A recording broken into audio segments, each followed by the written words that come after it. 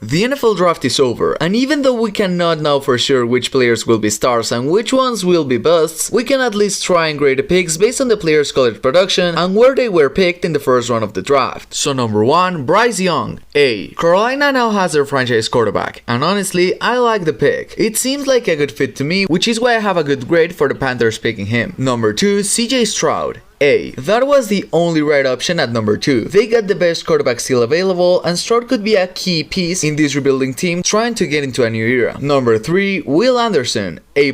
Regardless of the trade details, this was one of the best picks in the first round. The Texans now have a top player in offense to build around and an absolute monster in defense, who by the way is gonna be coached by a defensive-minded head coach. Number 4, Anthony Richardson, B+. I like this pick, and I like Richardson way more than I do Will Levis. However, this is certainly a risky pick, which is why I don't have it as an A. Still, this could easily be an A+ if Richardson is developed correctly. Number 5, Devon Witherspoon, A-. I was expecting them to either take Tyree Wilson or Jalen Carter here. I even like those picks more. However, Witherspoon is still a beast, and I do think this was a good pick. Number 6, Paris Johnson, B+. I really like Johnson as tackle. However, I do think this was a little bit of a reach for Arizona, especially since players like Tyree Wilson were right there. However, it's still a very solid pick. Number 7, Tyree Wilson, A. Somehow the Texas Tech defensive end fell to them. Taking pretty much any other player here would have been a mistake. Wilson has the potential to be the best DE of the class, so I really love the pick. Number 8, Bijan Robinson, B. I'm being generous with this rating, even though I think Robinson will be an amazing running back. However, reaching for one so early in the first round is never good, so I'm not a big fan. Number 9, Jalen Carter, A. This guy could end up as the best player in the draft, and the only reason I don't grade it as an A+ is because of his off-field issues. But if he manages to fix that, this is the steal of the draft for Philly. Number 10, Darnell Wright, B-. I like the idea of reinforcing the offensive line, but taking this guy at number 10 when he was projected to go early round 2 doesn't seem like a good option to me. Still not a bad pick. Number 11, Peter Skoronski, B+. Don't get me wrong, Skoronski is a beast and could thrive to become the top guard in the league, but that's the key, a guard. I don't think he'll be a tackle, and for guards, taking him at 11 is a huge reach. Number 12, Jahmyr Gibbs, C-.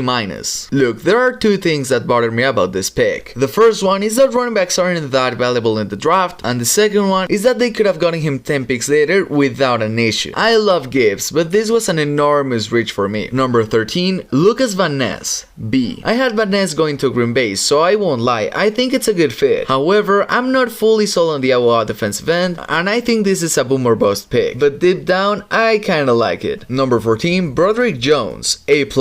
He was the second best tackle in the draft, and he arguably has the highest upside of all. The Steelers didn't give up a lot to move up, and they now have a franchise tackle to protect Kenny Pickett's blind side. That's invaluable. Number 15, Will McDonald, C-. I mean, no hate on McDonald, but he's not a top 15 prospect, not even close. This guy was expected to go day 2 easily. Nolan Smith, Myles Murphy, they were still there, so this is certainly a head scratcher. Let's see how it turns out. Number 16, Emmanuel Forbes, B. The only reason I didn't like this pick is because Christian Gonzales was right there. Still, Forbes is undeniably good, and I can see him being a star. But this just leaves me wondering, what if they took Gonzales? Big time decision, and I don't think they made the right call. Number 17, Christian Gonzales, A+. This guy was projected to go top 10, and somehow fell out of the top 15. I really like his play, and he can easily fit in this Patriots scheme. Gonzales is a day 1 starter, and could even end up as the best corner in the class. Number 18, Jack Campbell, B. I've seen people grade this as an F, but I actually don't think it's that bad. Campbell could be a star in the league, and yeah, the main reason this pick is a B is because of positional value. I mean, there wasn't even another linebacker taken in day 1, so there's that. Number 19, Kalijah Kancey, A-.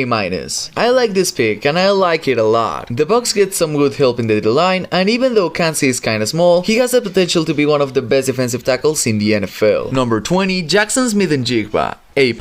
I had seen Seattle fans wanting him at number 20, and I thought it was impossible for him to fall that far. Well, here we are. Amazing pick, and by far the best player available, so of course it's an A+.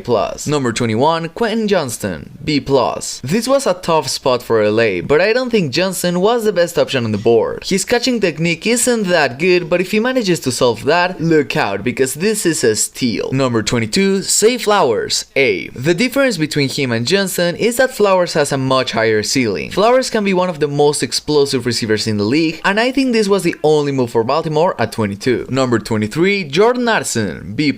I mean, I like Addison, and I think him and Jefferson could potentially be the best receiver duet in the NFL, but I really wanted Minnesota to get defense here. It was a much bigger need. Still, great pick. Number 24, Deonte Banks, A-. I feel like the Giants had a top 5 draft, yet nobody's talking about it, like at all. Banks is stellar in personal coverage, and he fills a massive hole in New York's roster. Absolutely great pick here for the Giants. Number 25, Dalton Kincaid, A-. If it wasn't for his injury, he most probably would have been a top 15 pick this year, so I think the Bills got a steal even though they had to trade up. Still, there's some risk, but pairing Kincaid with Allen just seems right. Number 26, LV-Tyree Smith, B. I don't completely hate this pick, nor do I actually like it. Smith is a good player, but I feel like this was a bit of a reach, which is why I have this pick as a B. Regardless, a hole has been filled and the potential is right there, so can't be mad about it. Number 27, Anton Harrison, A-. He was arguably the last out of the top linemen of this draft, so getting him here is huge for Jacksonville. I really like the pick and I'm very high on Harrison. Let's see how the Jaguars do with him on the trenches. Number 28, Myles Murphy, A. A couple of months ago, he was projected to be a top 10 pick, so you know the potential is there. Murphy is still incredibly raw, but 28 still seems kinda low for a guy with the talent that he has. Amazing pick for Cincy. Number 29, Bryan Bresee, A. Back-to-back Clemson picks and the same grade. Bresee isn't as good as Murphy, but I think this was the best option for New Orleans, and the Clemson defensive tackle has dealt with a ton of bad luck. If that goes away, he's gonna be very scary. Number 30, Nolan Smith, A+. The Philadelphia Bulldogs got an absolute steal here. Smith has some insane athleticism, and I mean, this defensive line is now top of the league without a doubt. Easily an A+